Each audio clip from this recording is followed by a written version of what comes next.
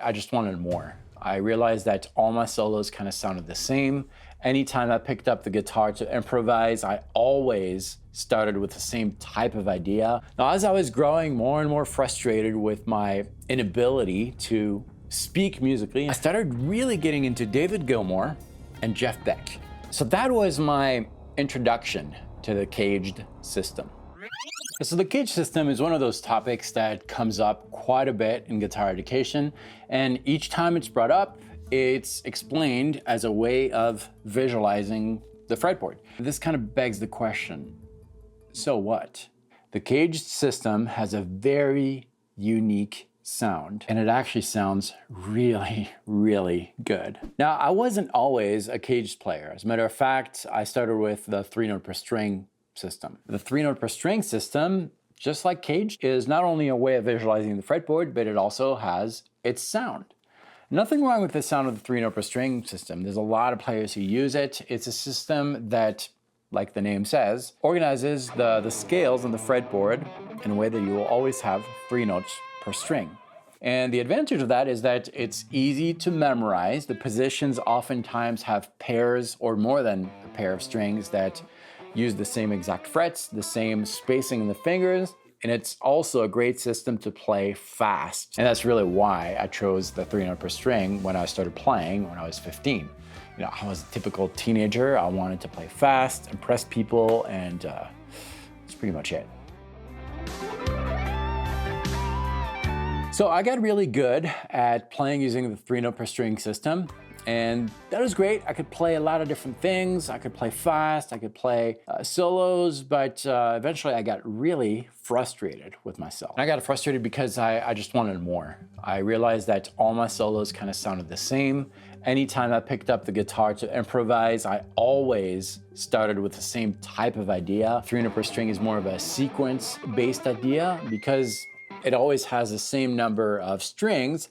It's easy for your fingers to feel that they are gaining control over the instrument. And when your fingers have too much control over the instrument, it can be a bad thing. And that's because you, as a being, is no longer in control of your music, but your fingers are. See, the ideas should come from within, not from comfort zones. So that was me, and that lasted for quite a while, just relying on the 3-note per string system because I didn't know anything else. Now, as I was growing more and more frustrated with my inability to speak musically and express the ideas that I wanted to express, I started really getting into David Gilmour and Beck.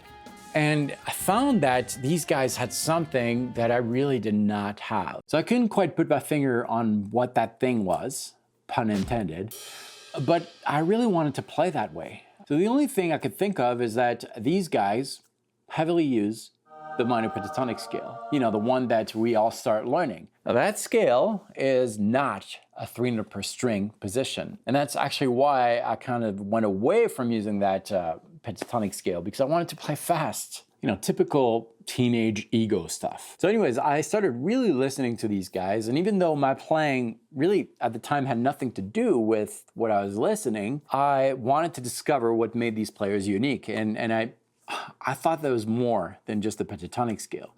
And eventually I realized that what makes them unique is that they seemed to play notes and choose notes that really matched the chords.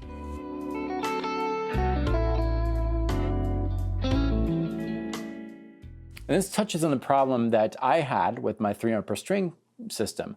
If I recorded an improvisation over a backing track and I removed the backing track, well, that improvisation, quote unquote, right, improvisation, really wasn't an improvisation. It basically was the same exact thing that I would repeat over and over, no matter what the chord progression was. In contrast, the guys I was listening to, if you took away the chord progression, you could almost hear the chord progression without needing to hear the chord progression.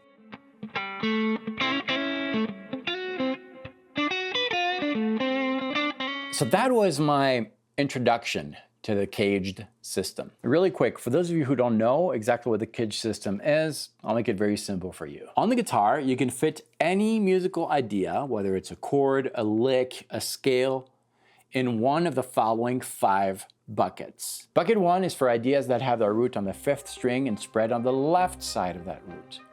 Bucket 2 is for ideas that have their root on the 5th string and spread on the right side of that root. Bucket 3 is for ideas that have their root on the 6th string and spread on the left side of that root. Bucket 4 is for ideas that have their root on the 6th string and spread on the right side of that root. And bucket 5 is for ideas that have their root on the 4th string and spread on the right side of that root. Only 5 buckets, and you can fit any musical idea in one of these 5 buckets. All right, so why is it called caged? Let's take a look at each bucket. In the first bucket, we could fit ideas with the root on the 5th string and spread on the left side of that root. Now, one of the chords that would fit that bucket is the C chord. Root's on the 5th string, the chord happens on the left side of that root. The second bucket, well, we can fit the A chord. In the third bucket, we could put the G chord. In the fourth bucket, the E chord. And in the fifth bucket, the D chord. C-A-G-E-D, caged. That's where the name comes from. Now that you're up to speed with how the cage system works, how does it sound different? Now let's go back to these blues rock guys. Whenever they're using the minor pentatonic scale, they are using the caged system. Now they might not be aware of it, but it's very caged based. If you look at the first position of the minor pentatonic scale in A, for example, well, that position has the root on the 6th string. The scale happens on the right side, therefore it's going to fit the 4th bucket. All right, we said earlier that these guys sound very different than what I was doing, the 3-note per string system. And then it has a lot to do with the positions they're using. That system they use, the caged system, kind of forces them to play a little slower than the 3-note per string system, which is a very fast system. And the other thing that's really interesting about that system is that it really fits chord shapes. If you take the A minor pentatonic scale we just talked about, you can fit an A minor chord within that position. And it makes it very easy to target the notes of that chord. If I was to use a 3-note per string system over that chord shape, I quickly transition outside of the zone of that chord, and that makes it difficult for me, the player, to visualize the notes of the chord. I just have to go by ear, and that can cause problems sometimes. Not only that, but because the cage system is more of a narrow system, a narrow position, it kind of forces you to be more conscious about the notes you're going to play. You can't rely on automatic speed here. I mean, I guess you can, but you're pretty limited. You don't have as many sequences that you would have with a 3-note per string system, which means that you've got to focus on something else. And that something else is the notes you're targeting and the melodic development of things. And this makes your improvisation a lot more fitting to the chords.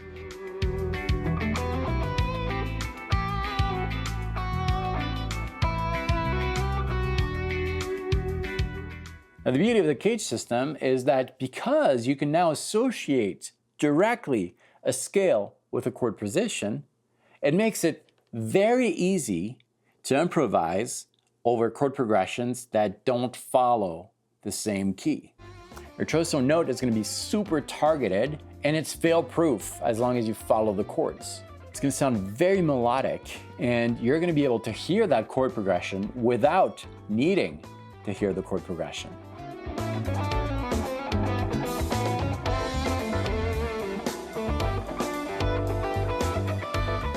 Record something over a backing track, take the backing track away, you can still hear the chords. Now, I hear some of you say that that's all good, but the cage system requires for me to relearn all the scales in 5 different positions. That's a lot of work.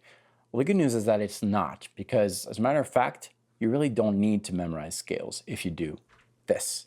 This video explains the concept. Check it out. It'll do wonders for your playing. I'll meet you right there.